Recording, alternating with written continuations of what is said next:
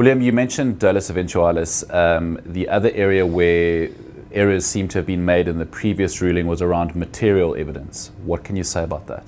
Yes, I think interpreting what the evidence was and drawing inferences, from that. So, the judge looks at the facts and draws wrong inferences. That is also a misdirection.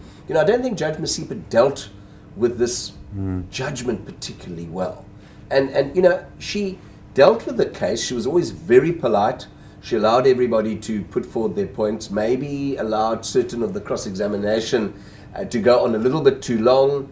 But, as a judge dealing with the case, I think she showed restraint and she dealt with it in a very professional way. But at the end, when you've got to look at the facts and the law, that's where she certainly went off in the wrong direction. Okay, now with the case going back to the High Court, it's said here that defence may well present substantial and compelling circumstances that support a lesser sentence. So now what might those circumstances be, and therefore the corresponding sentence? I think one must look at the minimum sentencing laws.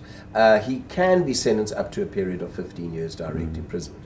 The law also says if an accused can show substantial and compelling circumstances, a lesser sentence can be imposed. For murder, technically, you can receive a non-custodial sentence if the circumstances justify it. The court must look at his personal circumstances, the interest of the community, society, and how serious the case is. So it's a different sentence that will be imposed because it's murder. It's more serious than culpable homicide. So what are these circumstances? And he must establish that, either by way of court, he testifies himself, or calling witnesses. Now, there's already been a lot of witnesses presented to court in mitigation, but they can again address that aspect, call more witnesses, because a year has gone by since the case was dealt with in the North Gauteng High Court.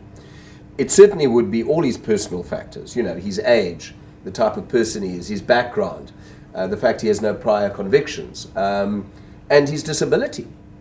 So all of that must be looked at and determined, holistically.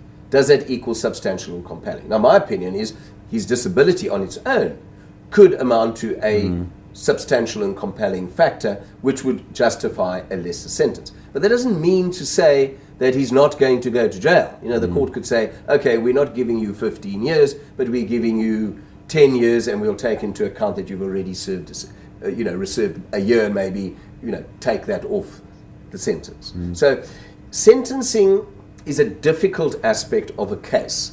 It's sometimes easier dealing with the facts and the law than sentence, because, you've got to be objective, you've got to look, people out there are saying, well, sentence him to 15 years. Others are saying, don't give him that sentence, give him a much lesser sentence because of his specific and particular personal circumstances. So it's juggling all that around and trying to balance. The court must balance objectively all the factors that are relevant, because a court must be objective at all times.